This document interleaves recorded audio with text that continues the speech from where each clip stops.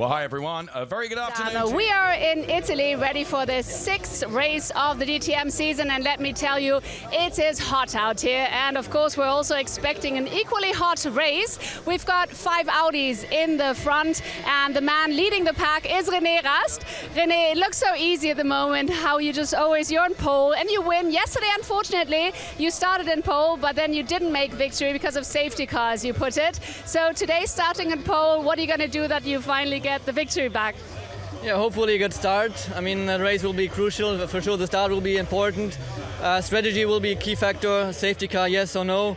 Then obviously pit stop, tire management. So lots of things we have to take care about. But yesterday we had a very quick race car, and hopefully today again. And in regards to the heat, how tough is it in the car? It's quite tough. I mean, it's already outside. We have around 30 Celsius degrees.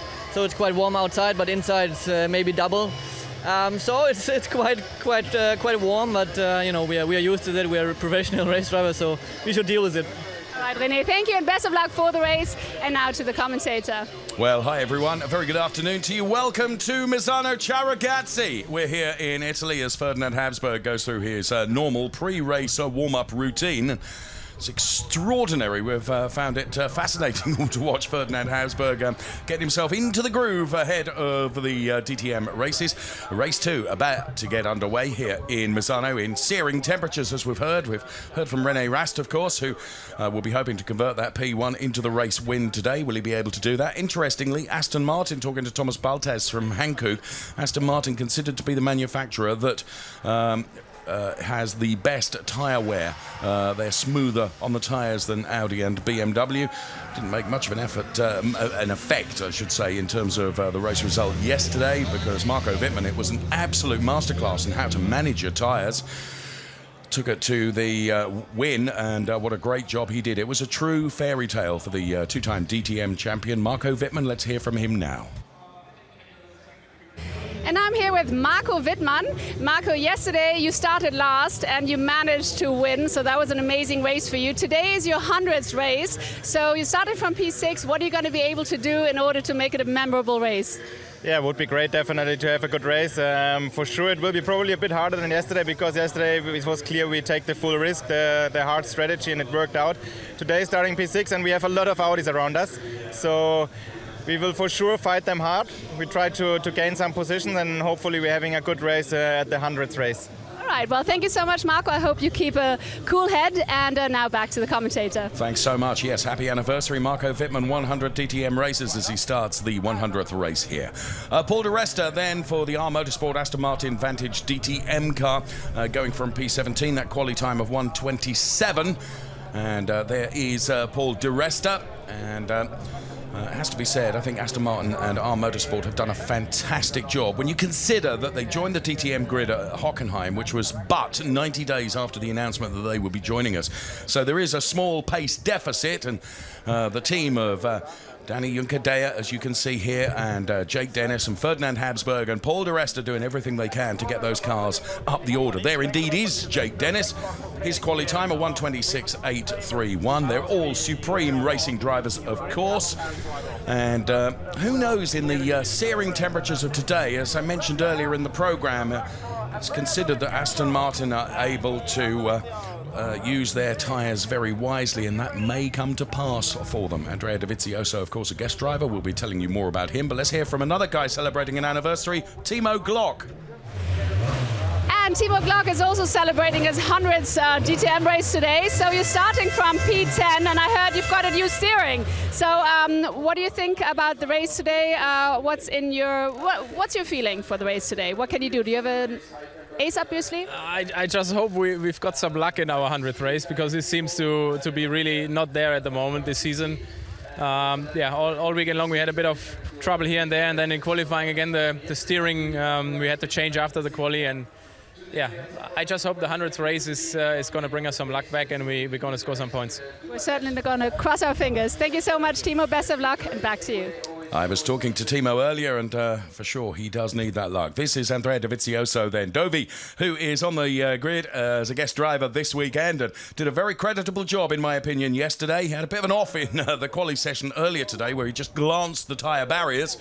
But his utter determination and professionalism has been extraordinary, and it's been really great fun to watch. And I hope he enjoys his DTM outing as much as we're enjoying talking about it and watching it. So Dovizioso will be going from P14 on the grid.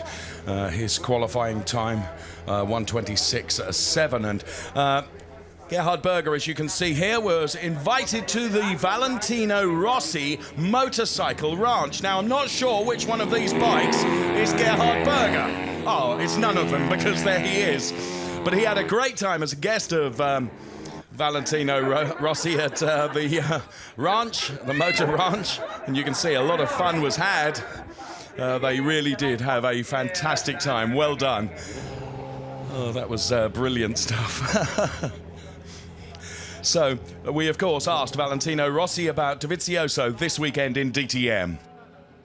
I like this because also Dovi have the passion for the cars, for the racing cars, and I know he's fast, and I'm sure that with his style and his method tomorrow he will be more fast and more in front. I know that it will be difficult, but we will follow for sure.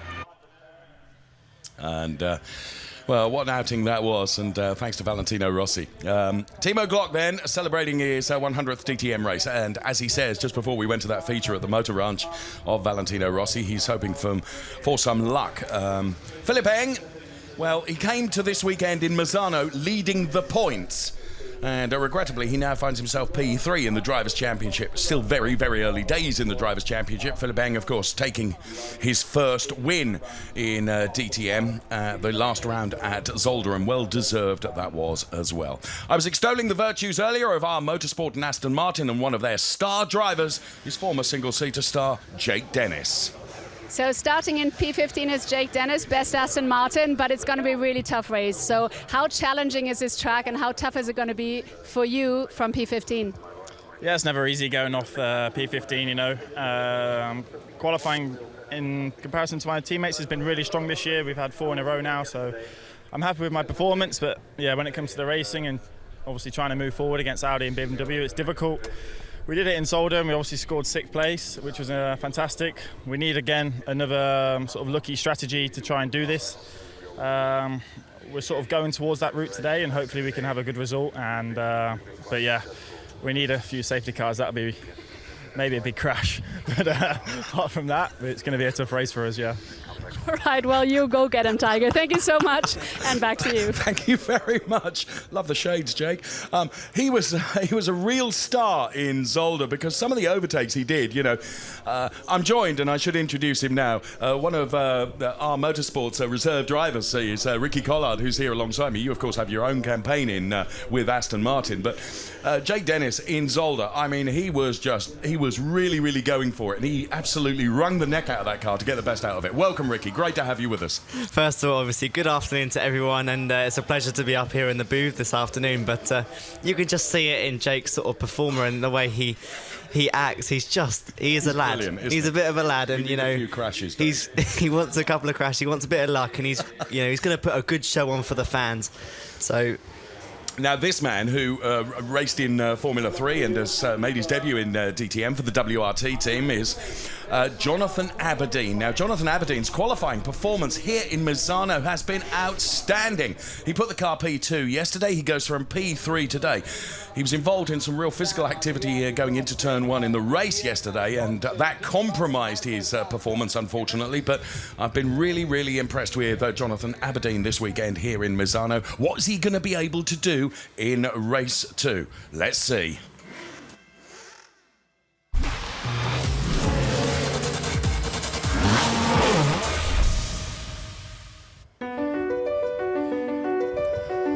Ricky Collard and myself were on the sunbed that you saw from the left-hand side there here in the Adriatica coast. Welcome to Misano, 13,300 residents, and it is a truly remarkable area. with some extraordinary architecture, and of course never far from the coast, so therefore seafood plays a huge part. But some of the architecture around here is absolutely magnificent. If you've never visited this particular area of Italy, I would thoroughly urge it. It is utterly beautiful. The people are wonderful, and the reception, and of course the temperature and weather is extraordinary. And of course we're here at the Misano World Circuit Marco Simoncelli, which with this as a backdrop is a fantastic place. Track is certainly very challenging, some 16 turns, 6 of them left, 10 of them are right-handers, and it has to be said, during the course of a race lap, it's something like 42 gear shifts per lap. Ricky, you were out in a car earlier on driving the race taxi. You've said to me, it is a very technical circuit. Yeah, what you look at with this circuit is there's a lot of combinations. So you go into turn 1, you've got a right, a left, and then another right, which sort of opens up then into another sequence of right-handers and turns 4 and 5. It's important then to get a good exit out of those corners, because you can then be flat through the 90-degree left of turn 6. As you make your way along the straight, it's not even a straight really, you have got a small kink in what we call turn 7 into a downhill braking zone then at turn 8, where it's slightly off camber, so it's really easy to just lock the inside front tyre, or even just lose the rear a little bit on entry. So could be a place where we could see a bit of overtaking, or if someone does go for an overtaking manoeuvre there, yes, it's quite risky, because like what we're talking about here with the unloaded front, turn 9, turn 10, again a kink that then tightens up, so there is the opportunity. That's almost like a double apex turn, isn't it? Yeah, and with the beauty of a double apex is you take your first apex, you then ideally run a little bit wide and then come back then for turn 10. Some people might then be able to get down the inside. Well, we'll see. Here is the grid. Rennie Rast goes from pole position. The Audi lockout continues with Robin Freins alongside. And so it continues on to row 2 with Jonathan Aberdeen. Great quali. And Nico Muller, good quali too. Pietro Fittipaldi, P5. And then Marco Wittmann, yesterday's race winner from P last, goes from P6. Then it's Loic Duval and Joel Eriksson. Remember, Joel won this race last year, but the heavens opened, it rained. Philipp Eng and Timo Glock, P9 and P10. We're not expecting anything but sunshine today. P11 and P12 for Sheldon van der Linde and Mike Rockenfeller. Bruno Spengler and Andrea Dovizioso go from P13 and P14. Then we find Jake Dennis, the best of the Aston Martin Vantage DTM cars, with Daniel Juncadella ahead of Paul di Resta and Ferdinand Habsburg, whose workout routine ahead of the race has already been completed. Lots of spectators here to enjoy the race action. And going back to this Misano track, as you were telling me, Ricky, basically we covered the first half of the lap, but I can glean from that from the first half of the lap, you don't have a time for a breath, do you, at this circuit? No, this track is really action-packed. As we're looking at the sectors now, Sector 2, we've got some hairpins. Sector 3, you've got them fast, long right-hand bends where, we saw Dovizioso this morning make that tiny little error. Yes. And, after a consecutive right, you lock that front initially, yes, you're in trouble then and you're sailing wide. Well, this man is going from, you can see the air conditioning device being employed by his engineer there to try and keep Rene cool. He is a class driver. Make no mistake, a 125.3 gives him pole position, and of course, critically, gives him 3 championship points as well. He goes from pole. Alongside him is Robin Freins, who's another guy like Timo Glock, who's been complaining of his luck. And I spoke to Robin at breakfast this morning, and he said, Dave, when is it going to change? Well, do you know what? Me and you having a conversation and a cup of tea, Robin, probably did the trick, because he did a good job in qualifying and he's put the car P2. Jonathan Aberdeen goes from P3 on the grid, as I mentioned, and here is Andrea Dovizioso, then MotoGP superstar, who's loving his time in the DTM. And we're mentioning that little glance against the tyre barriers, Ricky. I found the conversation between himself and the race engineer is trying to find the manual override for the gearbox so he could get it into reverse to get the car back again. We take for granted that these drivers know what they're doing, as Abraham Schott here, the chairman of the board of management of Audi AG, is here.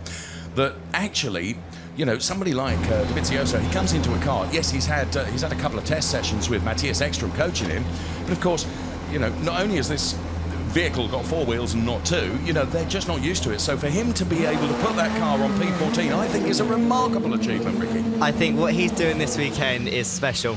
He's obviously got a little bit of influence on the circuit. He knows the circuit well. Yes. He's performed well here in MotoGP, but what he's doing on 4 wheels, I think we, as forward drivers, would struggle then to to do the same on 2 wheels. But I think, you know, I'm interested to see what they do, because if they play a right strategy with him, yes. you know, his lap time in qualifying was a 1:26.7.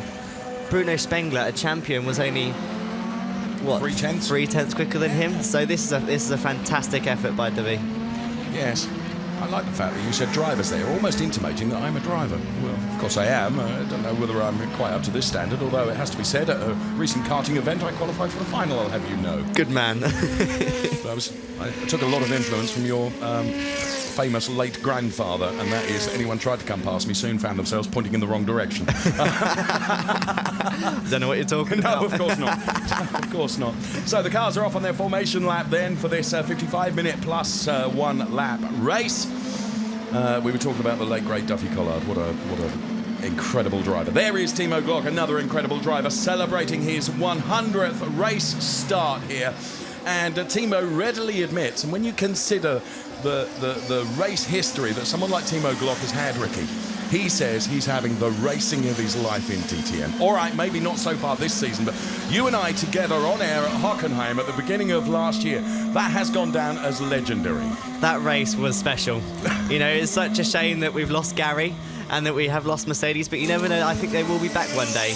And that race was epic. You know, there was contact, but there was respect. Yes. And, you know, there was hard racing, and like my granddad would have said, you know, elbows out racing. But, you know, they never did anything, you know, to try and do something bad to another driver. It was all fair. No, absolutely. Let's hear Rast then guided into his grid box. Stop. Stop. Okay. Is he over the line? No, he's right on it, isn't he? Cars are approaching quick.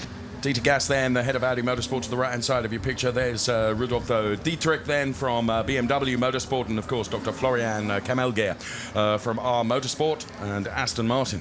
Very serious look as well. And here is the best of his drivers. 3, 2, 1, go, go, go. And Jake Dennis then into his grid box, and Ferdinand Habsburg really lighting up the rears as he approached his grid box, trying to get generate some temperature into those Hankook tyres. All the cars are there. We get the green flag from the marshal. Hold on to your hats. We are about to go racing when 5 lights are extinguished. It is DTM Race 2. Let's go racing. Good start from René Rast.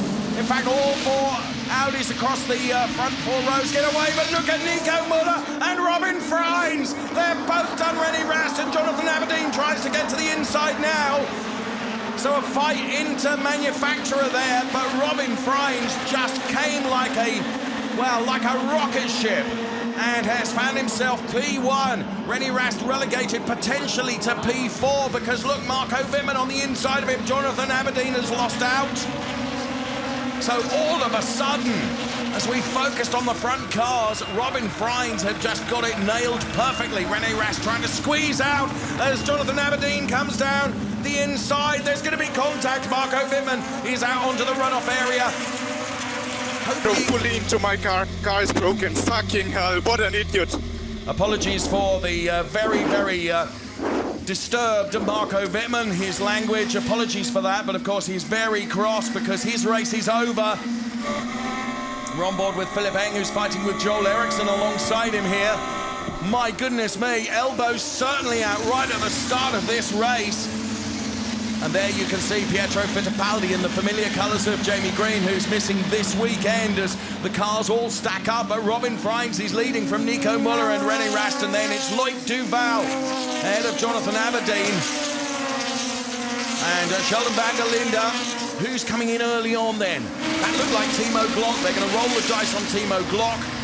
TV box. So DRS is enabled.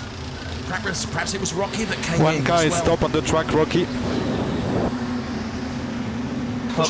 Push to pass has been enabled as well, but look at this. Robin Freins and Nico Muller are escaping up the road. So yes, I was right. Timo Glock is in. Mike Rockefeller is in as well. And is that Ferdinand Habsburg? No, it's the number 23 car of Danny Juncadella who's coming in. So they're rolling the dice in terms of strategy. And here comes Mike Rockefeller then, his pit stop complete. Here comes Timo Glock now. We've got a yellow flag in turn 9. We expect that's where the car of Marco Wittmann has ended up. And sure enough, there it is. Now, I think there it's probably going to be, is it going to have to be a safety car, Ricky? Well, this is the thing now. Obviously, everyone else has seen that Marco Wittmann's gone off, and you know what a chaotic first lap that was, with battles all through the field, and Jordan Aberdeen going down the inside of René Rast there. And I feel a little bit sorry for Wittmann, but I don't know if René had anywhere else to go. No, to be fair, I don't think he did. But oh yeah, he took a real swipe, didn't he? As we can see from that onboard shot. But in fairness, where could René go? He'd got Jonathan Aberdeen right on his inside. Well, you can see that Marco's not very happy about that. Well, they've recovered that car and we've gone back to green with no safety car, which is good news. So we continue racing. 3 cars have stopped. Keep those borne in mind for the end of the race. Mike Rockenfeller, Timo Glock, and Danny Juncadella, and Sheldon van der Linde has come in now as well. Jake Dennis is under investigation for a jump start because he's running in P13 at the moment, so he's got past some cars, hasn't he? But he's been advantaged by those that have come into the pit lane as well. And also under investigation is Paul di Resta. All of a sudden, the 2 Aston Martin cars under investigation for jump starts. Bear in mind, it's only an investigation at this stage. And of course, the race control, they have sensors in all those grid boxes. You and I can only see what we see, but in fairness, they know better than us because they can check the data. Here comes Sheldon van der Linde then. On his way out of the pit lane. Your pit out means that you shortcut. I'll take them as easy as I can. Turn 1 and turn 2, and you come out at the Variante del Parco at turn 3. So we're being told that those investigations are being nullified and that no one is going to get penalised for having had a jump start. So there we can see confirmation of that on screen. Ricky, did you see Robin Freins? Because I didn't. At the start of the race, I was focusing on René Rast, and I just didn't see. Robin Freins must have just come like a bullet. He must have got such a good initial jump because he was 2 wheels on the grass trying to get past, and we had 4 Audis, 4 abreast into turn 1, which, you know, is fantastic stuff. And, you know, it shows that there's no team orders. The boys are all out there for themselves, and they're all out there to race. You know, they're under the same livery, but, you know, they all want to win races and they all want to be the champion. Everyone is a racing driver, and there's only one P that matters for a racing driver, and that is P1. And Robin Freins, he's throwing that car around this Misano circuit. Now, that's all very well, Ricky, but we've said it's quite an abrasive asphalt here. It's very, very hot. Track temperature reached 50 degrees yesterday. Tyre management, as we saw from Marco Wittmann yesterday, is utterly critical. Is Robin going to be taking too much out of his tyres? That's another big thing, yeah, is the tyre management. As we see now, Joel Eriksson just getting onto the back now of Jonathan Aberdeen. Jonathan Aberdeen, I want to touch on his qualifying then. So he's been extremely strong here in qualifying. And, you know, has he maybe taken a bit too much out of his tyres and pushed too hard too early on? Or is there actually damage from the contact that we saw on lap 1 with René and Marco? That's also possible. Let's take a look at the replay of the start here. So, there's Freins, and you see initially Freins, I thought, went back because it looked like Nico Muller was on ahead of Robin Freins, but he certainly got ahead of René Rast. And then the fight was on. There was 4 of them, as you say, all involved in that battle. That's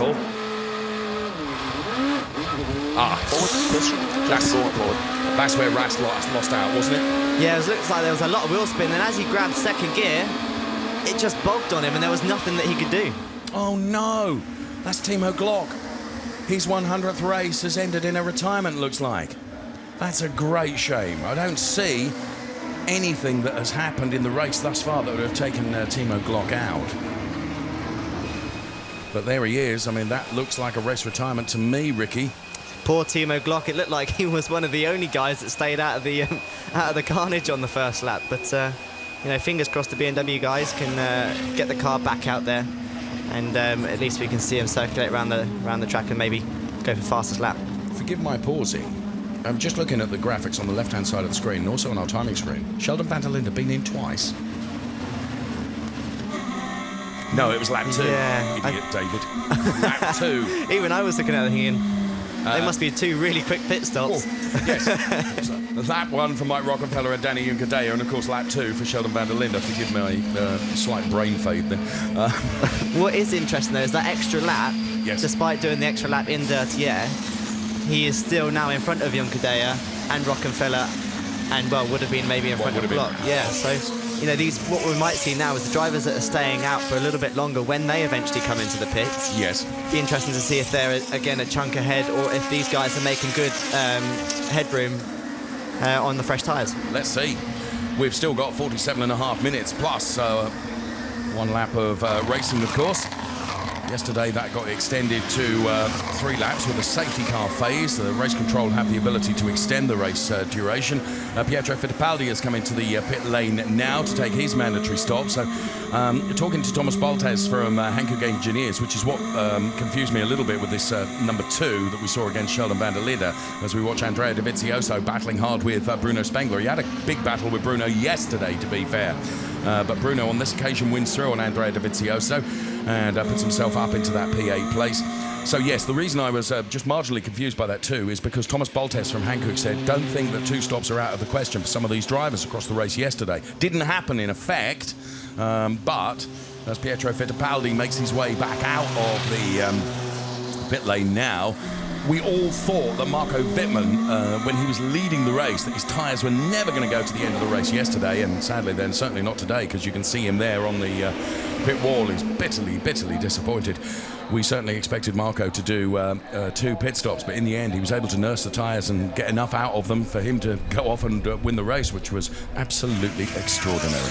So Robin Freins is leading from Nico Müller and René Rast, and Robin Freins has got a very healthy 1.6 margin over Nico Müller at the moment. So Robin Freins then in car number 4 breaks the timing beam, and the gap was 1.6 seconds. It's now down to 9/10. So Nico Müller has found something from somewhere, or Robin Freins' last lap was not so good. Because Nico Müller is getting a bit closer. Of course, he in turn is being pushed hard by René Rast, who of course started on pole position, but we heard the second phase of his start, which provoked a lot of wheel spin, and that's where he lost out there. So we're on board with René Rast right now. Now he's got 2 very quick cars ahead of him, 2 cars which are of course from the same brand as himself. Makes it very difficult, doesn't it, Ricky? Yeah, but like we've already touched on, you know, as we see Philipp Eng now just sort of getting in the mirrors there at Joel Eriksson. Don't think he's going for a move there, but he's just sort of, you know, telling Joel, hey mate, I'm still right behind you, and if you were 1 or 2 centimetres off the racing line, I'll be coming through. But as you see René Rast now getting right on the back of Müller, but Müller and Rast seem to have really good pace here. Freins has sort of stayed consistently the same, but as we can see, the cars are really starting to move around now as Rast is looking really aggressive. Well, just being told that the incident right at the start of the race between Rast and the car of Marco Wittmann is going to be under investigation right at the start of the race, and that also involved Jonathan Aberdeen as well. So there we are, just being told that information is going to be investigated, but investigated after the race.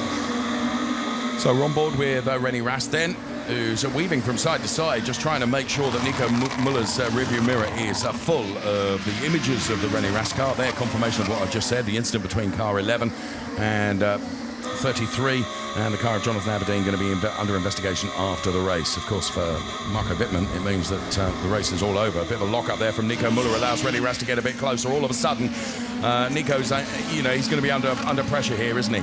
Yeah, this is it. They can nearly get turn 6 flat. I don't know, with the tyre degradation, if they can do that, but as they go through the kink in turn 7 and down into turn 8, this is where René needs to sort of ease onto the back of him, because we've got 2 slowish hairpins that then take us onto the back section where you've got turns 11, 12, 13, 14, right, and right. Oh. And he dives to the inside now. Exactly as you predicted. Potentially there was the place for René to have a go. He has a go. Nico Müller tries to fight back, but René Rast has got the job done, so the 33 car becomes number 2 and now. So René Rast is into P2. The race still being led by Robin Freins, who's trying to make haste his escape, and Nico Müller's coming back at him.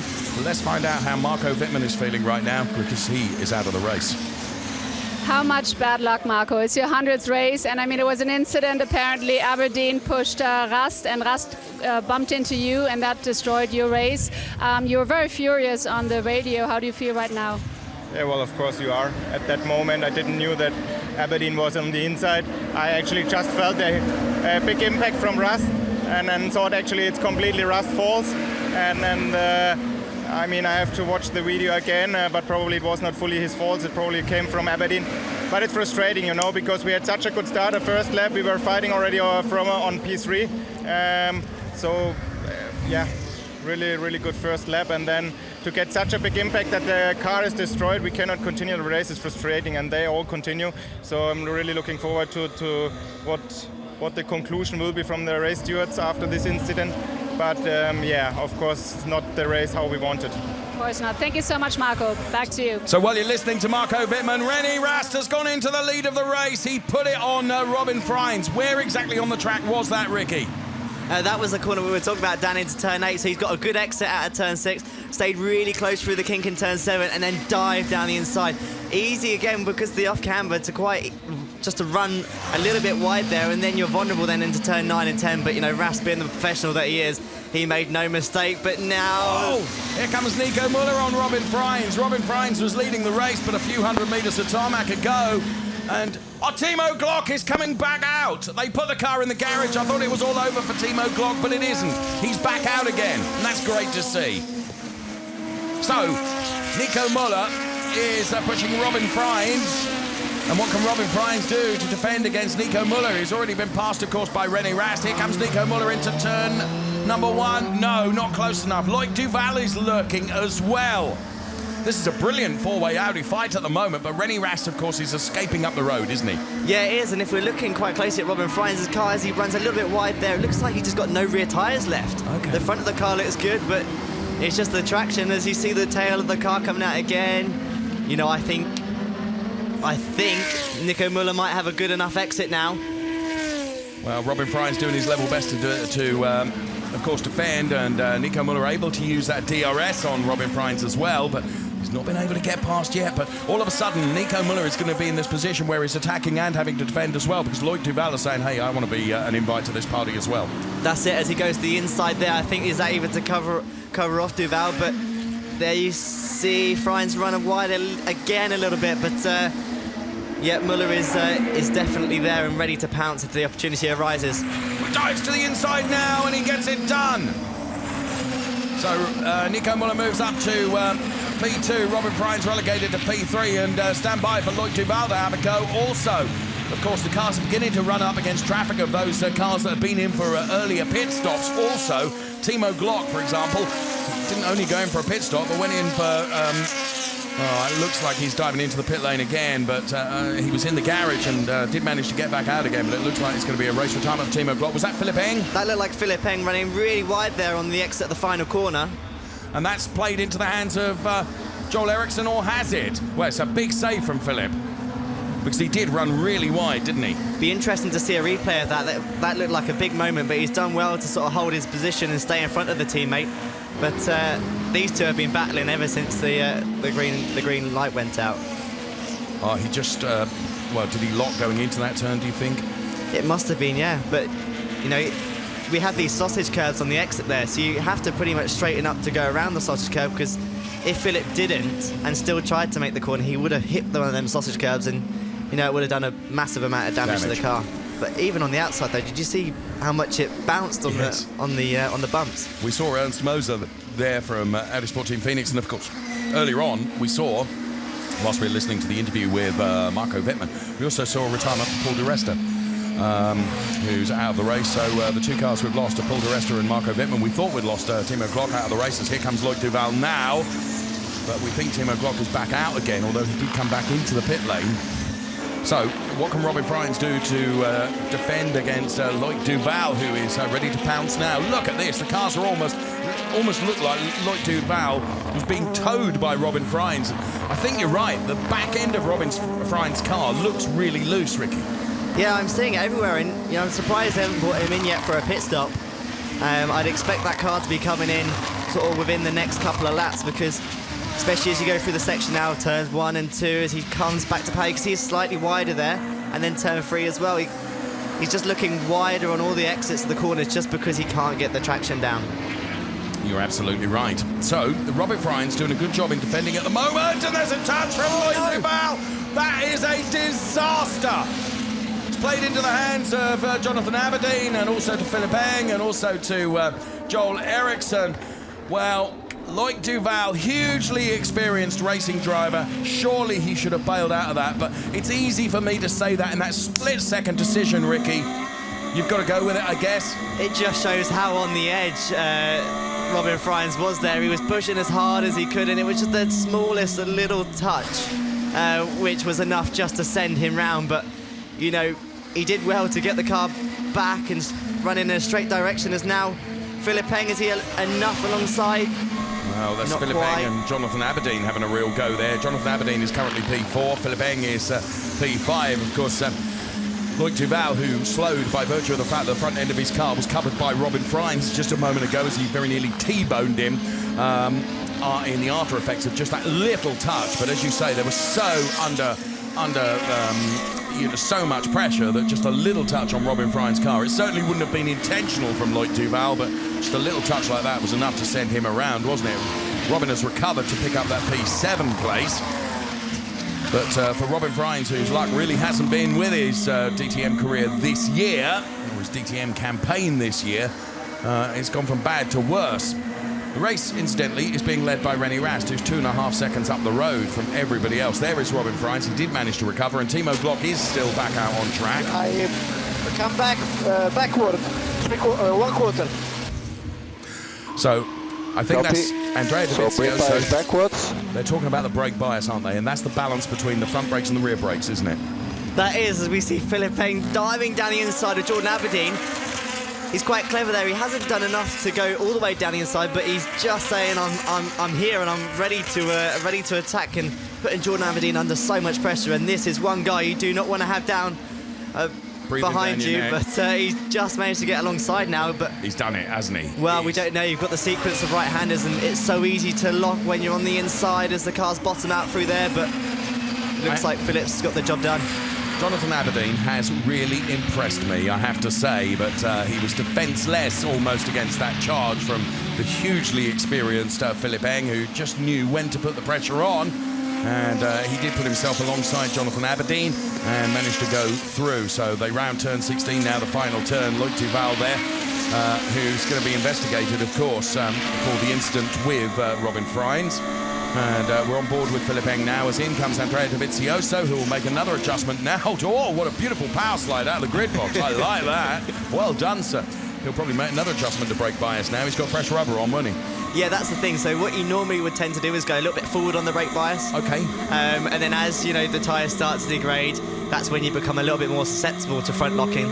So you would then go rearward. So maybe that was what Dovi was trying to sort of work out is, hey guys, I know we're not allowed to talk over the radio, but I don't have to worry about brake bias when I'm on my bike. I do it myself. I think exceptions will be made, don't you? René Rast then, his last lap, a 1:29.8 to 7. And there are only 2 drivers in the 29s, and that's Rast and Muller. And there is Nico Muller, who's running in P2 at the moment. So the order is Rast, Muller and Duval. But I think Duval's going to be under pressure from the hard-charging Philipp Eng for that P3 place. Hang on a minute, it's got a puncture. Ricky, I just saw that on the short. Rast has got a puncture. So that means that Muller has gone through and Duval potentially will go through as well. I just picked it up on the shot. That rear. So he's trying desperately to nurse that car back to the pit lane. Now, is that as a result of taking too much curb, or is it just natural tyre deg that he's taken too much out of it and the tyre has become susceptible to anything?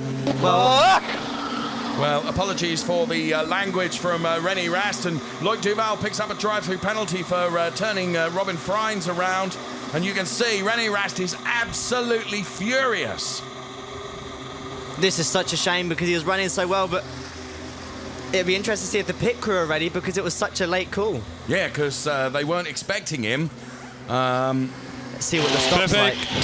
Go. Still a very quick stop. It is a quick stop, and do you know what?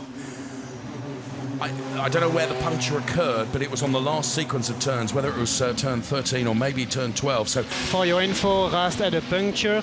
he had a short run back to the pit lane. That's what I'm saying. If it had happened at turns 4, 5 and 6, Loic?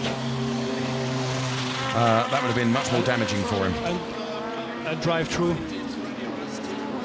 So drive-through penalty for Loic Duval. Thank you. Robin feels that that's well deserved. I'm sure he will. But René Rast now has got a lot of work to do But, as I was trying to say, Ricky, the damage he sustained was mitigated by virtue of where he was on the lap. Yeah, but what he's done is a fantastic job, though, to be able to bring the car back in one piece, because it's so easy.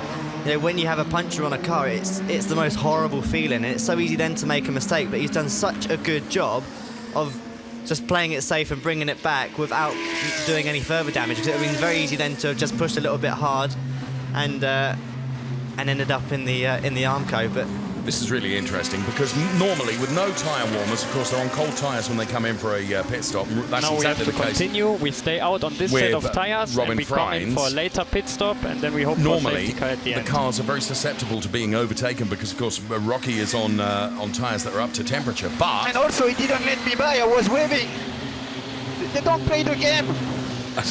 Loic Duval's his side of the story with regards to the Robin Frijns incident, but. What I was trying to say there is because of the abrasive nature of the asphalt here at Misano, presumably the tyres warm up much quicker. Yeah, this is one of the highest tracks we go to, I think, with regards to tyre degradation. And like you're saying, if this pit lane is so long, if you look at the guys, they have to sit on the pit lane limiter all the way along here, all the way around the right. But it'll be interesting to see now out of the two, well, Joel Eriksson isn't a rookie anymore, but out of these two, who's going to make the most on these cold tyres as they blast out the pit lane into turns 1 and 2. Yes, they're out ahead of, well, this of course becomes turn 3, doesn't it? Because they missed turn 1 and 2 because there's such a long pit lane, as you were saying. So Jonathan Aberdeen and Joel Eriksson, they're both on relatively cold tyres. They're ahead of Sheldon van der Linde. Joel running really wide over those exit curves, though, straight away. Look at Joel and Jonathan. Pit lane, Philipp, pit lane. Aberdeen then weaving from side to side to get temperature in. Philipp Eng has come in. And now Philipp Eng, of course, has come in from what was P2 because of others that have come into the pit lane as well. And Robin Frijns is there with Sheldon van der Linde ahead of him. Here is Jonathan Aberdeen and Joel Eriksson. And they're both going through this system of warming their tyres up as Robin Frijns on the inside of Sheldon van der Linde here. And Robin Frijns puts himself in P11, and Philipp Eng then in for his mandatory stop, a 7.1 second stop for Philipp Eng, and he's on his way back out again. Where is he going to filter out? This is the other thing as well. The other guys are going to, Joel Eriksson will have warm tyres, and same with Jordan Aberdeen. Phillips tried to stay out for an extra lap, just to try and get in front of them, but it didn't look like it was the best release out of the box.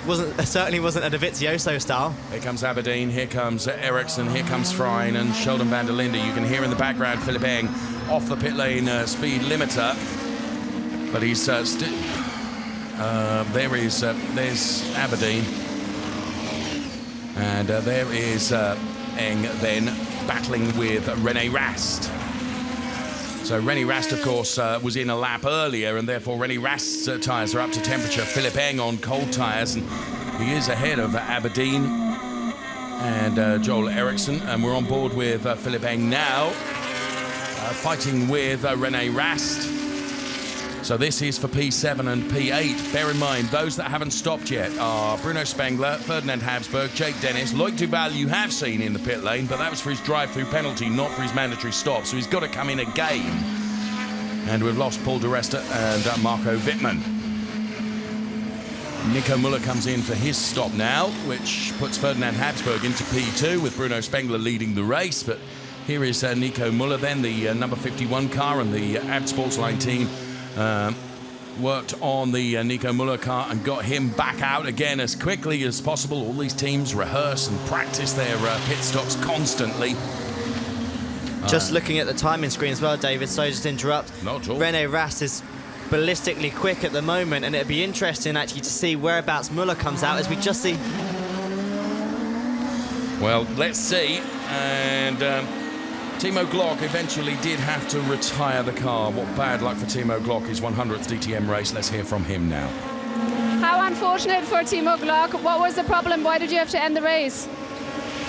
First of all, I suddenly had no engine power anymore, so came back to the pits. I tried to repair it. Then the whole power steering problem I had this morning came back again, and then suddenly the gearbox was shifting nearly on its own, so we had to retire. That's too bad. Thank you so much, team. Off you go to be weighed, and back to the commentator. Well, thanks very much. And poor old Timo really has not had a great weekend. Jonathan Aberdeen and Robin Freins, and there is the car of Joel Eriksson. So there you can see Eriksson and Freins. Robin Freins is on a mission now, isn't he? Look at this, side by side between Joel Eriksson and Robin Freins, all the way around the outside, Ricky. You've got to have large confidence, haven't you, to be able to do that? I didn't expect that. I haven't seen that move done so far this weekend, but been a right juggle of positions as we've seen. Joel Eriksson's obviously got past Jordan Aberdeen, and as we hear the radio from Spengler. Okay. On board with Rennie Rast now, who's got Pietro Fittipaldi ahead of him now.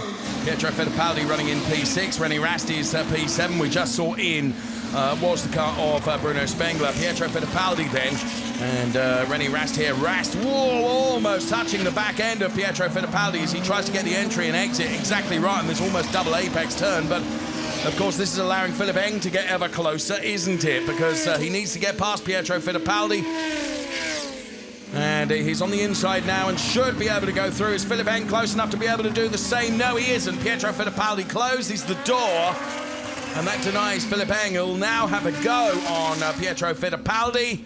And he does it. King of the late breakers there, as he goes through on Pietro Fittipaldi and continues this quest to keep on terms with Rennie Rast in the number 33 car. Nico Müller is just ahead of them, you can see. So, you know, from dashed bad luck for Rennie Rast, you know, as Pietro Fittipaldi now comes back at Philipp Eng. Tell you what, Ricky, you say you don't have a moment to breathe when it comes to driving this track. You and I haven't had a drink yet because it's been so frantic out there on track. Absolutely, this is what we want to see. This is great action from the DTM, and you know, it's showing why this Misano circuit is such a great track. But even when we're looking at the lap times, you know, Rennie Rast is down in the 127.9.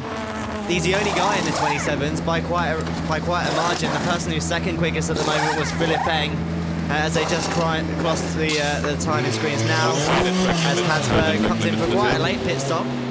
A bit of a change on the strategy he did yesterday. Be interested now to see how they get on. But you know, just to touch on the R Motorsport boys, this is, you know, this is a little bit still of a test for them. They know they're struggling a little bit, and you know, this is broad light testing for them. They haven't had any chance to go testing.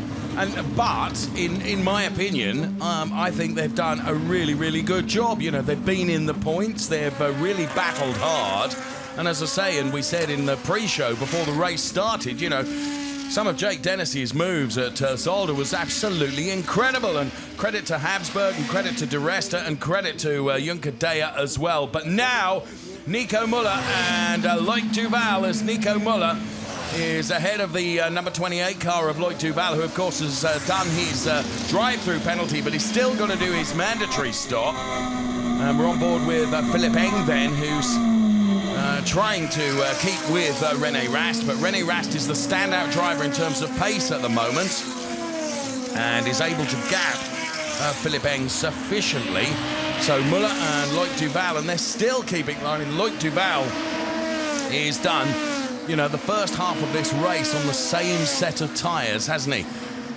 In fairness, talking of your R Motorsport team and Aston Martin, Jake Dennis is leading the race. Now, Jake is leading the race by dint of the fact that he's not come in for his mandatory stop yet, and he's perhaps a second and a bit slower than the front runners in terms of tyre life. But it's proving that what I'm told by Hankook is that Aston Martin are able to manage the tyres really well. Yeah, there's different areas. You know, we're looking at the Audi today looks really quick in the straights. BMW looks really good in the corners as Philipp Eng goes for a super late lunge. No, Rennie! Oh, and Philipp Eng. Was there a touch there? There might have been a kiss, but it's not over yet as they go into the next turns of 9 and 10. Philipp goes to the outside and dives to the inside. Now, he sold him a dummy there, didn't he? He did, but... And Rennie does not normally fall for that. Well, that was a brilliant overtake from Philipp Eng. I'd love to see that again, because it looked to me like Philipp sold him a dummy. Rennie reacted and Philipp said, "Tar, mate, I'm coming through." He must have heard what you were saying about being the king of the late breakers, because that was so late into turn 8. But we saw that earlier with Jordan Aberdeen, did the same move with Jordan. Yeah. You know, I don't know how he managed to get it stopped, but somehow he did. And he got it rotated, didn't he? You know, and fair play. So Rennie Rast now finds himself behind Philipp Eng. And Philipp Eng now, we'll keep an eye on his lap times. Philipp Eng in the 1:28.4. So too is, Nico Muller. What's Rennie Rast's last lap time? A 1:29.6, you see. I don't think Rene is... I think Rene is probably the fastest guy out there on the track as Luc Devere comes in now for a pit stop. Now, this is the second time he's been in the pit lane, but this is his mandatory stop. And as far as he's concerned, he felt the drive-through was perhaps unjustified, given that, you know, he'd waved at Robin, apparently. Does that happen in racing when you wave at someone, they let you through, Ricky? I don't know whether you benefit that as well. I better say it would be a one-handed steering wheel if that was the case. Okay, so Philipp Eng then, gapping Rene Rast now. Now, I'm inclined to say that I wonder whether Rene's car is absolutely optimum following the touch. Because as a racing driver, he doesn't make mistakes. I just wonder whether the car is not perhaps absolutely optimum, therefore he's squeezing as much out of it as he can, but it is vulnerable. That's a really good point, actually, Dave. You know, that contact was hard. It must have been hard to have to retire the BMW completely on that initial impact. So here you go. This is the replay. Dave, talk us through. So Philipp Eng then, I thought he sold him a dummy here. Rennie goes wide to try and defend that line, or did he outbrake himself? And Philipp Eng said, "Tar, very much. I didn't need the invitation twice." He's just so late on the brakes at the moment, and you know, it just shows. Maybe with all the different cars he's driving, he was always in different cars. I know he was even racing on simulators the other day on iRacing. And of course he'll be at Le Mans in just a few days' time. And then he'll be at Le Mans. You know, maybe all this driving that he's doing, it's helping out, because that was just so late on the brakes. I did not expect that. You've raced with him as a teammate, and you and Philipp were a formidable combination. And you know, he's a lovely guy. He's quiet, he's unassuming, but he is like a viper on the track, isn't he? He's one of those. I can't quite remember the face. Silent assassin? Yeah, I think it was. Yes, I think it was. He is a little bit like that. He's someone that will smile at you before you go out for the race, and you know that as soon as that crash helmet goes on, that's the punk face comes back out, and he's got one hell of a poker face as well. Yeah. Well, he's ahead of Rennie Rast. Nico Muller is effectively leading the race with Philipp Eng in P2 and Rennie Rast in P3. There's Arno Zenzen, the team principal of Audi Sport Team Rosberg. If anybody knows that car is not optimum, it will be him. Can I just repeat that Jake Dennis is leading the race, and he's leading the race by some 4 seconds. Now, clearly, when Jake comes in for his mandatory stop, it's going to, you know, 4 seconds is not nearly enough. But even so, credit to Jake Dennis. I mean, he's still lapping in the 1:31s, so, you know, he's making the best of that R Motorsport Aston Martin, and credit to Jake Dennis. It'll be a fantastic mix when he comes back out as he tries to fight his way up the order on fresher rubber. I don't know when and what the strategy will be from R Motorsport. Is there not someone you can ring, Ricky, and find out for us as to when Jake will be coming in? But he is leading the race at the moment, but do bear in mind he's got to take his mandatory stop. But it was like he was saying on the grid, they're going to roll the dice, they're going to try something, they've got to try something. So what could happen, Dave, if there's a safety car? Imagine if he pits and the safety car comes out with 10 minutes to go. I'm not going to say anything. Well, he did say a couple of crashes wouldn't be a bad thing for us. Love Jake's honesty, I really do. Now, Rast all of a sudden seems to be getting his mojo back, because he's reduced the gap again to Philipp Eng to just 7/10. There is Jake Dennis going through, and he's about to be chased hard by Nico Muller. Now, of course, what would play into the hands of Philipp Eng and Rennie Rast is if Jake Dennis were to just hold on to this race lead and hold up Nico Muller, because it would allow them to come into this battle as well. I really rather suspect that the pace advantage, as still he stays out there, the pace advantage that Muller will have, he should be able to get past Jake Dennis. But it has to be said, for all of Jake's racecraft and skill, he ain't an easy bloke to overtake either. He isn't an easy guy to overtake, and, you know, too rightly so, he's leading the DTM race. He doesn't need to move out the way. He doesn't have any blue flags. He's out there to run his own race for his own team and for himself. So come on, Nico. This is down to you to try and provoke a mistake from Jake Dennis, and that ain't going to be an easy task. Jake Dennis then, we know he doesn't have the pace advantage, and of course DRS being deployed now by Nico Muller. He'll dive to the inside, and probably Jake is not going to be able to defend this one, and sure enough, good healthy respect between the two of them, but Nico Muller does go through on Jake Dennis, who is yet to stop for his mandatory stop. But bear in mind, when he does stop and when he comes back out again, he will have the freshest rubber of anyone on track. So Nico Muller then leading the race. Here's Philipp then, who is still ahead of Reddy Rast. He made that overtake, and what a fantastic overtake it was as well. And this is a brilliant onboard shot.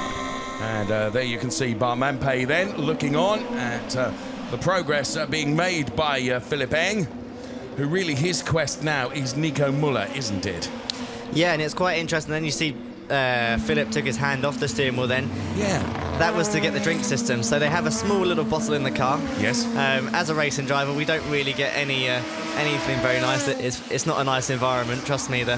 It's hot, it's uncomfortable. Oh, I think it is. It smells of fuel and oil and all that racing stuff. Yes. And all you get is a little drinks bottle, which is actually like warm.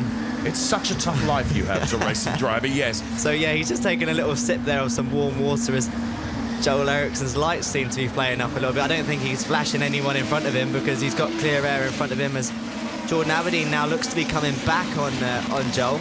Yeah, he does. So Aberdeen then, the gap has come down by a tenth or so over the last 3 laps, hasn't it? So Joel Eriksson, who is currently running in P7, Jonathan Aberdeen then is P8. Behind them is Sheldon van der Linden and Mike Rockefeller as there. Eriksson runs very, very wide. That's what they've got to be careful of, and especially after we had the puncture earlier on in the race for René Rast, I think that would possibly have been from one of those big sausage curves. Yes. So you really want to stay away from those, but sometimes you just can't help it. If you light the rears up a little bit and run a little bit wide, as Jordan Aberdeen gets ever so closer there into turn 9 and turn 10, gets the tighter exit out. DRS deployed. So what can Aberdeen do here then? Joel Eriksson, as you say, he's got a slightly faulty front light, hasn't he, which keeps flashing, as you say. He's not flashing at anyone ahead of him because there isn't anyone, as Jonathan Aberdeen now takes a look at the inside. He's really harrying Joel Eriksson here, but Joel the Swede is pretty good at being able to defend, as you can see. But there's no question about it now. He runs very, very wide. That allows Aberdeen a little bit closer. So Aberdeen is putting the pressure on. They're into turn number 16 now. So good turn in and exit from both of them. Will Aberdeen be close enough to have a go going into turn 1? I don't think he is. Oh, he came from a long way back. And if this works, it will be an extraordinary overtake. How did they not connect, Ricky? And they still fight, and he's going down the inside. Has he got it enough? Will he get it stopped? Well, Eriksson all the way around the outside now. What a thrilling battle between Jonathan Aberdeen and Joel Eriksson. For turn after turn, this has played out. But Aberdeen finally, after 5 turns, has made it stick. That came from a long way back, and I thought there was going to be contact when that started. I really did. That was great racing, wasn't it? Great respect from the pair of them, and, you know, not a single one of them wanted to give each other an inch, but they gave each other respect, and that's what we want to see as we see a replay now. How did he get that car braked and turned in? And he did. He gave enough room to Joel without pushing him off too much. Joel gives him the respect back. They run super close as he goes over the curb. The pair of them over the curves on the inside and the outside. I think Joel over the curves there just lost a bit of steering momentum, didn't he? And that's what gave the little tenth that Aberdeen needed to make that really work. But fair play, and as you say, respect to both of them because they gave each other racing room, and it was great to watch. And at last, here comes overtake to the end. Jake Dennis, who I should think is just running on alloy rims now. Copy that. Lovely black and white shot there. Danny, you will fall behind Danny and we overtake him and Dovizioso. So in stops Jake Dennis then. The ARM Motorsport team go to work on his car. Let's see what sort of a time they can deliver in terms of Jake Dennis's pit stop. 7 seconds. Use DRS and push to pass. Use DRS and push to pass. So Jake being advised to use DRS and push to pass, which, trust me, I'm sure he will, as he tries to get up the order now. Of course, he came in and is the last of those to come in, which means Nico Müller is leading the race now. Nico Müller's got 7 seconds over Philipp Eng, and now both Nico Müller and Philipp Eng stopped at around about the same time. So it's going to be very, very hard for Nico Müller to lose out, I would suggest, to Philipp Eng. Philipp Eng is going to have such a pace advantage, isn't he? And I don't think he's going to have the tyres for it, because I think they both, having stopped when they did, the strategy has worked here for Nico Müller. Of course, he's taken the benefit of everything else that's happened around him. Yeah, absolutely. You see some great slow-mos there, but the gap has sort of stayed at around 7 seconds. As he crosses the line now, we'll see as Philipp crosses the line in the background there. Philipp is now 7.5, so the gap is actually increasing for Müller, but more importantly, the gap now is only 0.6 of a second to René Rast, and René Rast will be eager and exciting to watch as he gets up onto the back now of Philipp Eng, and I'm sure there's no love lost between the pair of them after that bold move. I think you're right. So Thomas Biermeier then, the team principal of Abt Sportsline, watches on. Nico Müller then.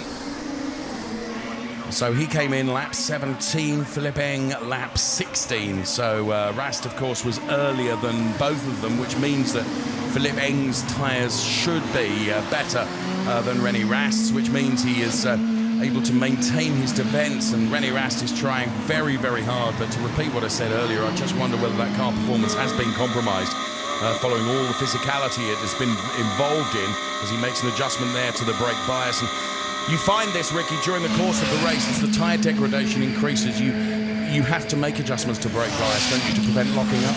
Yeah, absolutely. That was he was actually going to the rear then on the brake bias, so he went what they call like one click, which is sort of half a turn to the rear, just to sort of save them front tyres. But you never know, Rast is so clever. We're looking at the live championship standings now. These two are first and second in the championship, and they're fighting for second and third. If it all stays this way, this is the championship prediction. Of course, Marco Wittmann, the big loser with a non-finish. So Rast would be 10 points ahead of Eng, who in turn would be a few points ahead of Nico Müller. That's if everything stays this way. We've still got 10.5 minutes of racing to come, plus 1 lap. And the gap between Müller and Eng is 8.1 seconds. It's 7/10 between Eng and Rast. And we should say Pietro Fittipaldi is doing a brilliant job. He's in P4 ahead of Robin Freins and Jonathan Aberdeen and Joel Eriksson, Sheldon van der Linde, Bruno Spengler, and rounding out the points payers, it's Mike Rockefeller in P10. And Andrea Dovizioso, another great showing, is P12. So we're watching the BMW of Philipp Eng then, who is currently P2. Up the road, though, is Nico Müller. And Philipp Eng desperately trying to find something to get him a bit closer to Nico Müller, but with merely under 10 minutes of the race remaining, plus a lap, and a deficit of 8.1 seconds in terms of margin, it's going to require something like a safety car to play into the hands of Philipp Eng, isn't it? Absolutely. I think Jake Dennis will be praying for that safety car as well, but it's looking like Müller will just be taking it easy and looking after the tyres and just sort of bringing it home. But I don't think this battle's over at all, and I think René is backed off slightly now, so maybe he's looking after his tyres and going to give it one last push for everyone in the last sort of 5 minutes as we cross the timing beacon now with just over 9 minutes remaining. Now, DRS laps availability. Rast has used a lot. He's only got 2 left. The healthy one here is Pietro Fittipaldi. How far back on Rast is Fittipaldi? 4 seconds. So that's going to be a big ask. We're on board with René Rast now, and you might be right, Ricky. Perhaps he's just conserving things at the moment with a view to having a go right towards the end of the race. We've got a double yellow in turn 16. What's that all about? That's what it's all about. Andrea Dovizioso has gone around. Oh no, Dovi, what's happened? He'd done such a good job, was in P12. What happened? All good. All good. Well, he just stopped to say hi to the fans, I think, maybe. Oh.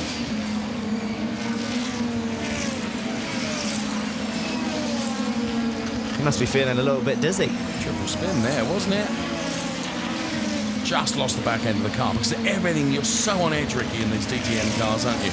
Absolutely, and that's quite spectacular as he hits the 100-metre board went reverting, didn't it? Oh, here's the onboard. There you go. What I loved was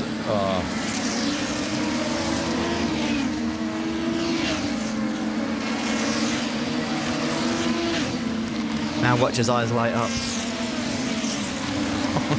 You can tell the facial expression. Oh, damn it. I've got it. No, I haven't. I've got it. No, I haven't. No, I definitely haven't.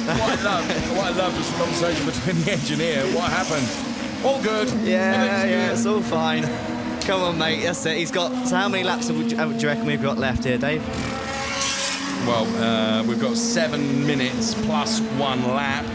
What are we going to get? 5, 4, perhaps? He's quite far off the back of the 15th place driver, 14th place driver, which is obviously Dennis. So, well, it's now Juncadella, isn't it? Dennis has got past him, unsurprisingly, because Dennis is on the freshest tyres of anyone out there. But you know, whatever has happened, and you know, it just proves the point that you made that you know these cars are so on the edge. We've seen it with any little touch, whether it's a little touch or a big touch. You know, the cars are vulnerable. And he just carried a little bit too much speed, didn't he? And around went Dovizioso. Oh, it's René Rast, a big lock-up from the rears, wasn't it? No, to be honest, that looks like the front right. And we spoke earlier about the whole brake bias thing, and I think you've seen him going constantly to the rear on the brake bias. He suffered a rear puncture earlier. He's got to be careful not to have a puncture on the front right, as we see it there in the slow motion. But he's locked that front a few times because, like we say about these if you followed the action last year, we stopped and mentioned about these lock-up lights that they have in the car, and I've seen when we run on board with Rast, these lock-up lights consistently coming up every time on the front right. So that would for sure indicate now that he's got a flat spot on there and he needs to be careful. Because that tyre becomes vulnerable, yes. Well, there is Arno Sensen then on the pit wall. So it is Muller, Eng and Rast. P1, 2 and 3 at the moment. Nico Muller's kind of out on his own. Look, he's got 10 seconds bar 4/10 of margin over Philipp Eng, and René Rast is a further couple of seconds back. And Nico Muller out on his own. So there he is, Rast, and as you say, that right front now is going to be very vulnerable. What have we got? 5 minutes plus a lap remaining here at Misano. You're watching DTM Race 2, which has been full of drama and excitement, that's for sure. And Nico Muller, you can see, is a full 3 turns ahead of Philipp Eng. DRS and push to pass now becomes unrestricted. And of course, only restricted by what you've got left, truthfully, as Pietro Fittipaldi is defending from Robin Freins. Robin Freins, who's been on the receiving end of a tough time of it in this particular race. And sadly, a podium is out of the question for Robin Freins probably today, unless something extraordinary happens in the remaining 4.5 minutes plus a lap. But it'll be a very good showing for Pietro Fittipaldi. It'll be his best finish of the season if it stays this way, but I wouldn't bet on that quite at the moment, Ricky, because Robin's looking pretty lively here, isn't he? Absolutely. Robin Freins is obviously going to be a little bit wound up with what happened at the start there.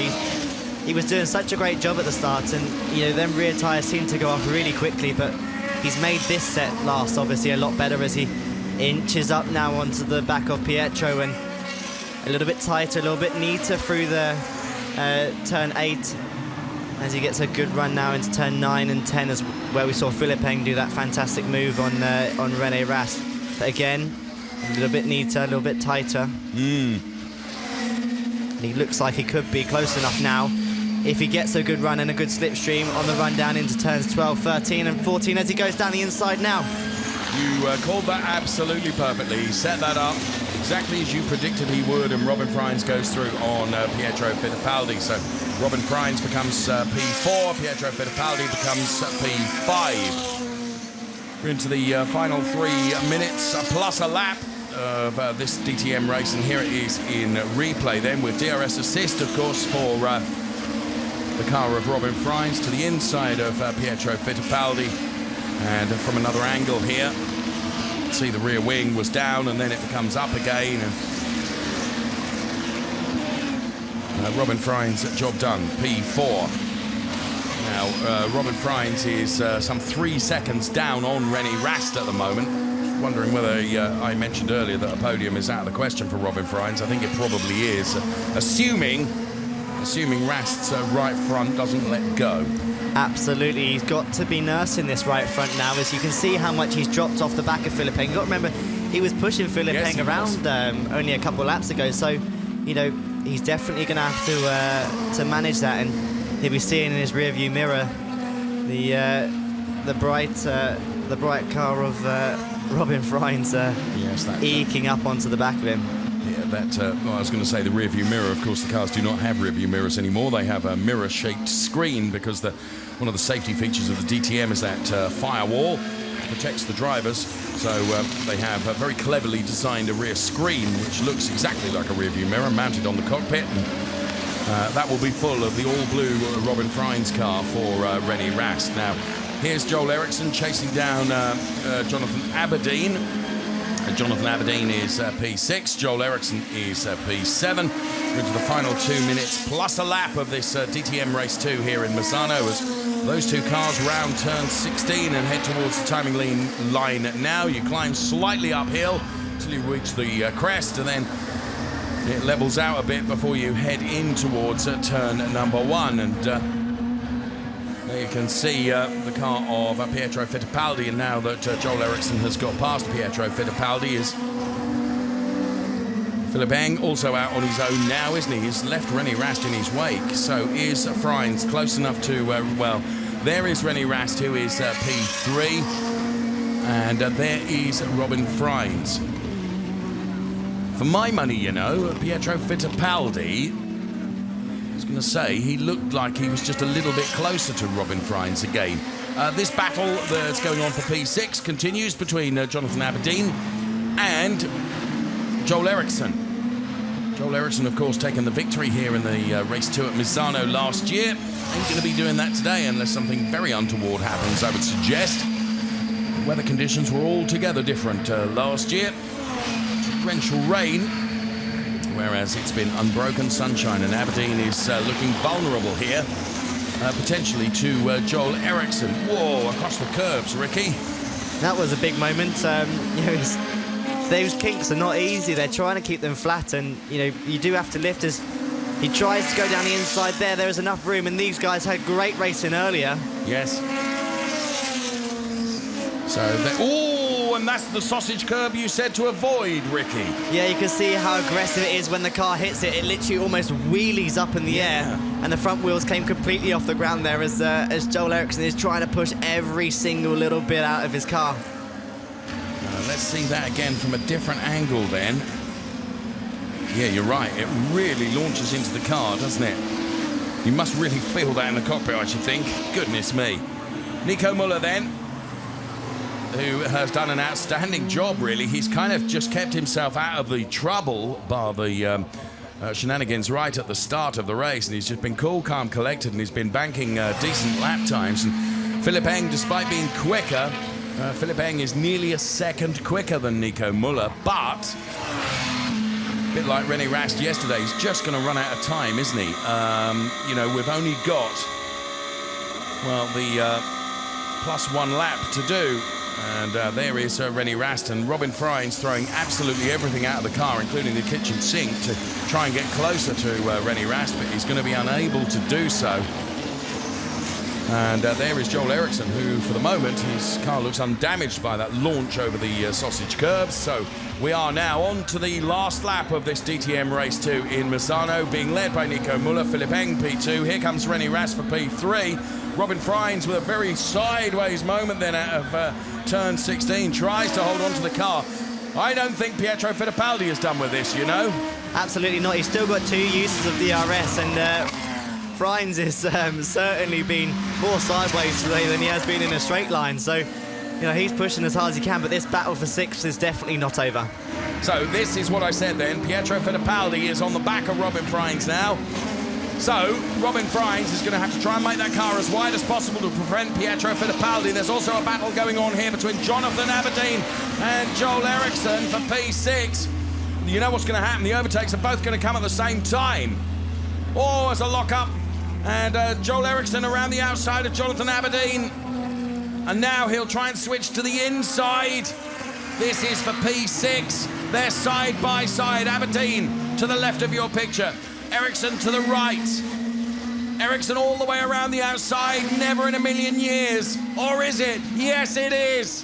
What a drive from Joel Eriksson to get himself P6. In the meantime, rounding the final turn to take the win, here comes Nico Müller, race winner at DTM in Misano. Yes, Nico, P1, perfect job today, perfect job today. He's very happy about that.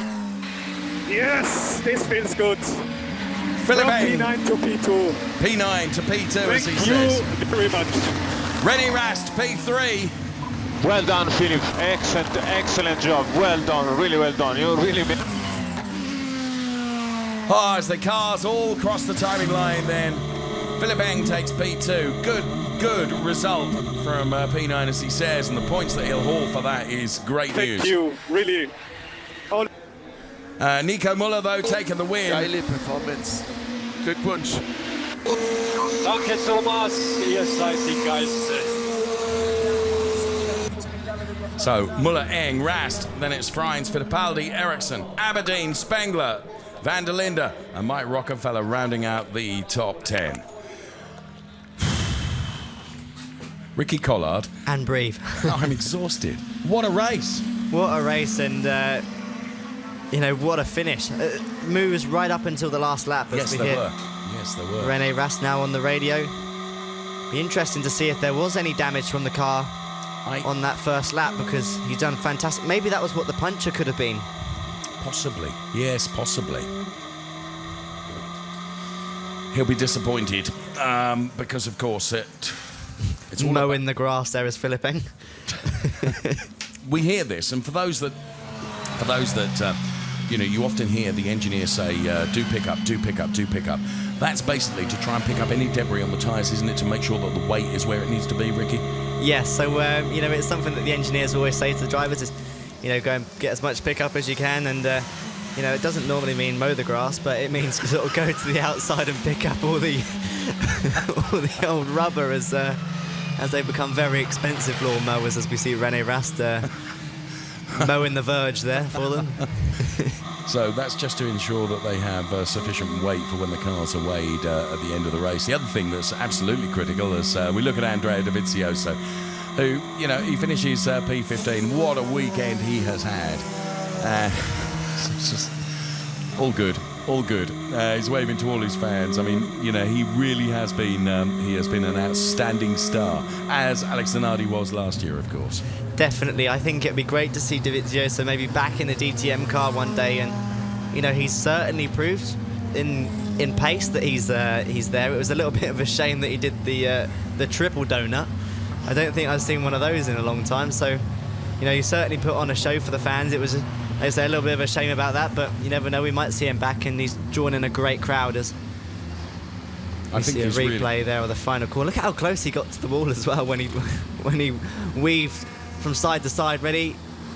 There. Ooh, yes, that was. Ooh, we might see it better here. Way to go, Nico. I almost expected to see laptops tumbling off the shelf there. He was that close. Wow, what a race, Nico Müller, race winner then. Goes to be weighed. And the conditions, I mean, well done, Nico. You talked about this earlier. I mean, the conditions inside those cars must be so hot, Ricky. Yeah, it'll be interesting to see now when the drivers get their crash units off. You're just be absolutely soaking in sweat. But that's all you get as a driver, is you get your little warm water bottle, and I can tell you from first-hand experience, it isn't the nicest thing. Okay. I think before we've tried putting ice in it. Yeah. But the problem is the ice expands and then it drips all over you. Right. So all the congratulations being offered out then to Nico Müller, Philipp Eng, and to René Rast.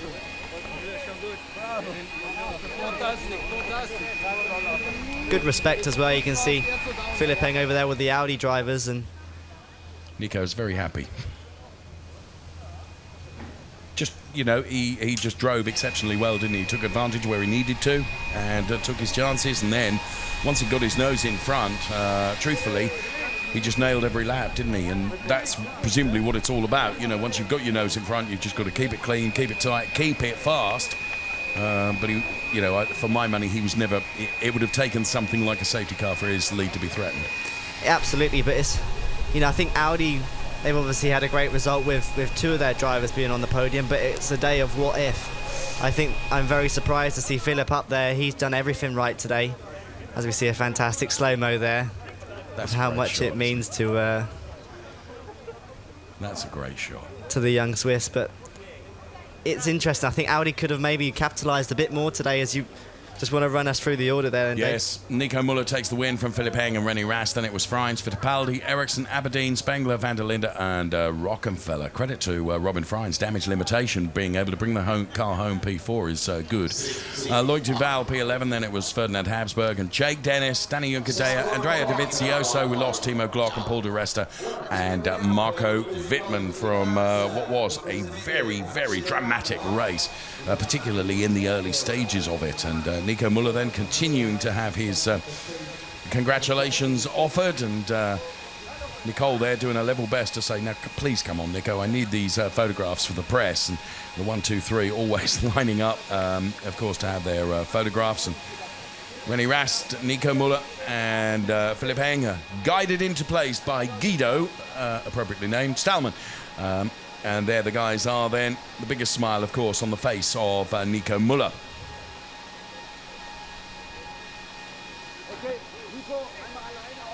So there with the photographs done and dusted. Super slow-mos to the top three. René Rast, first of all, car number 33, takes P3. P2 for the BMW driver of car number 25. That's Philipp Eng. And taking P1, of course, the Audi driver, Nico Müller. There is Nico Müller. But let's hear from the man that took P2. Well done, Philipp Eng. Wow, that was a pretty exciting race. So much action going on. And you did such a good job coming from P9 to P2. So you've got to be really excited about that as well. Super cool experience and a super good result. I think it was the best DTM race I ever had, probably, in terms of driving also, but the team pulled out the strategy like there was no tomorrow. I'm so proud of them. They guided me perfectly, and without any of them I would not be on the podium. So after our qualifying performance was pretty tricky, but I'm super happy to be standing here. You really did a fantastic job, but honestly, how tough was it and how hot was it in there? It was okay. I didn't feel anything. No. It was really hot. Of course, you have some airflow in the car, but it's not like it's 30 degrees. It's much, much warmer than that. But we're athletes. We get paid for this, so we have to take responsibility. And you did such a great job. Thank you so much, Philipp Eng, and back to you. He's such a cool dude. Oh, it was okay. We get paid for doing this job. René Rast, P1, Philipp Eng, P2. In the Drivers' Championship points, as you can see, 93 points to 83. So 10 between René Rast and Philipp Eng. Then it's Nico Müller, now P3. Marco Wittmann, by dint of no points earned out of the race, he's now down in P4 on 68 points. So very close between P1, 2 and 3 in terms of the Drivers' Championship. Still an awful lot of racing to come. We go to a very different circuit next. Of course, the street circuit at Norris Ring. Then it's Assen and Brands Hatch in the UK. Then Lausitzring, Nürburgring and Hockenheim. So still an awful lot of racing to be done before the end of the season. So the conversation's going on then before the podium ceremony, which will be underway shortly.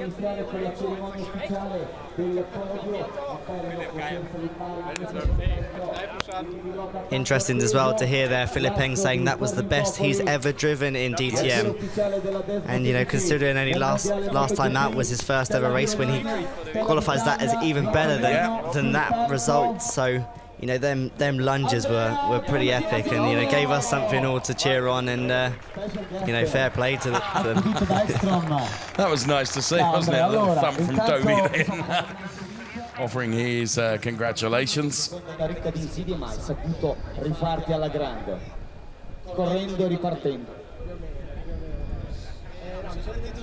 Ricky Collard will now tell us exactly what Dovi is saying, because he's fluent in Italian. Are you not? He's not. Poco Italiano. I can tell you that he's happy and did a great job. Did a great job.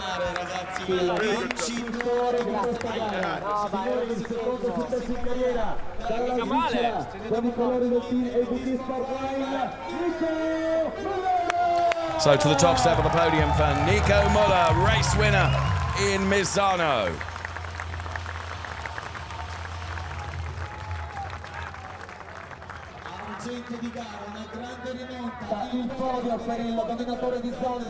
Very happy with his P2, and as he says, his best DTM race in his opinion. Philipp takes P2.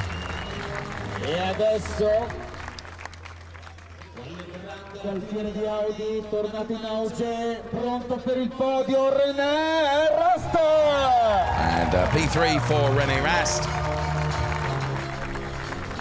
Grande successo di squadra. And of course the Abt Sportsline team will be represented on the podium as well. Thomas there making his way onto the podium. And stand by then for the national anthem, which will play out now for one Mr. N. Muller.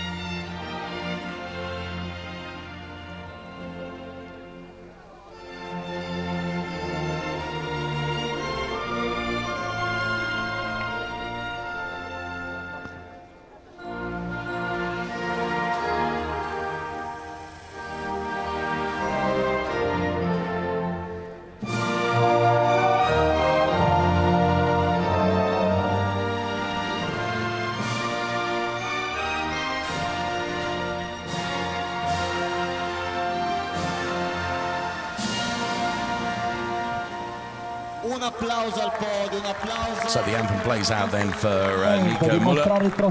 Race 6, il trofeo della race winner. vittoria sarà Mr. Roberto Ravaglia, campione di DTM. So Roberto Ravaglia here to make trophy presentation.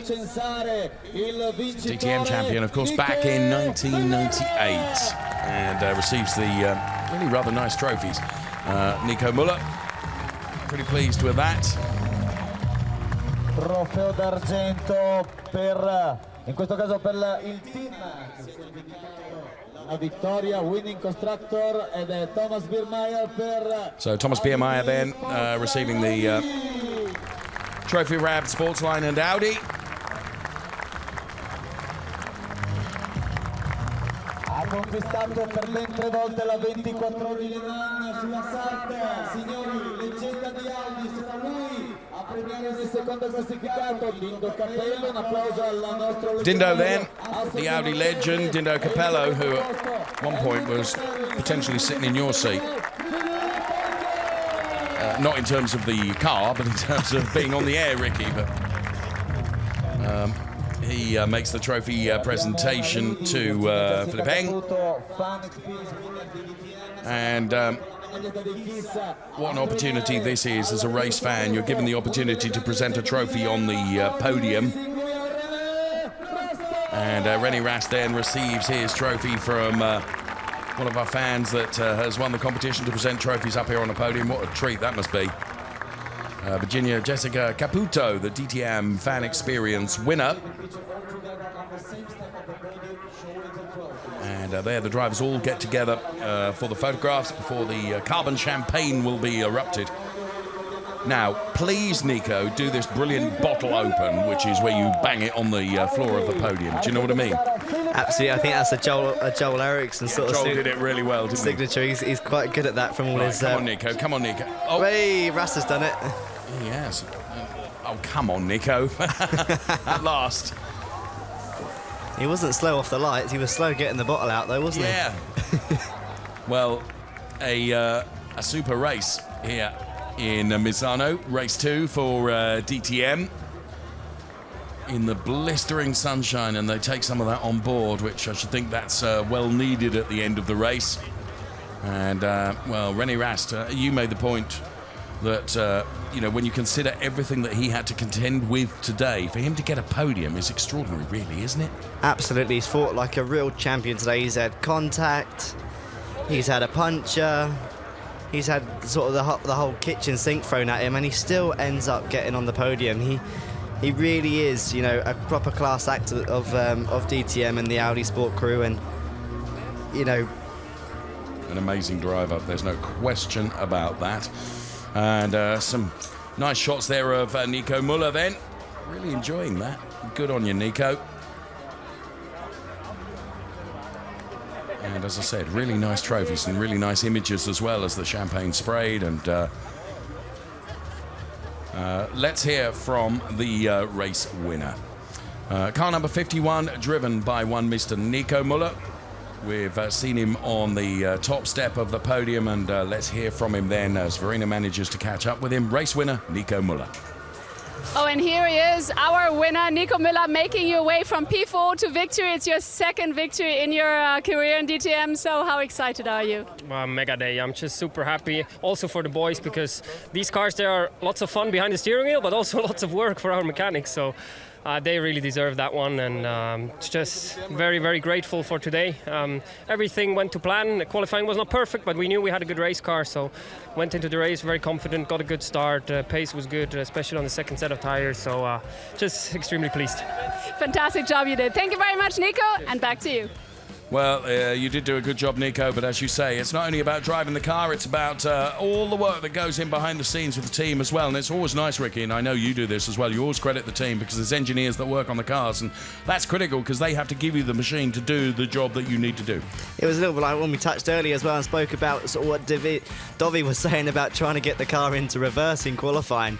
They're really complicated bits of machinery, and you know, it's not like a normal race car. There's lots of bits and pieces that need to be done. Let's hear from René Rast now. P3, maxed out really, did what he could. And I'm here with René Rast. René, you were so unlucky with the puncture and everything, but still P3, considering that, you've got to be okay with that. Yeah, I'm absolutely happy with that. I mean, third place was the maximum we could do today. A bad start, then the puncture, lost a lot of time. Couldn't switch on the tire in the end, so P3 is the maximum we could do today. Right. Thank you so much, René. And now here are the highlights of today's sensational race. See you the next time. Bye-bye.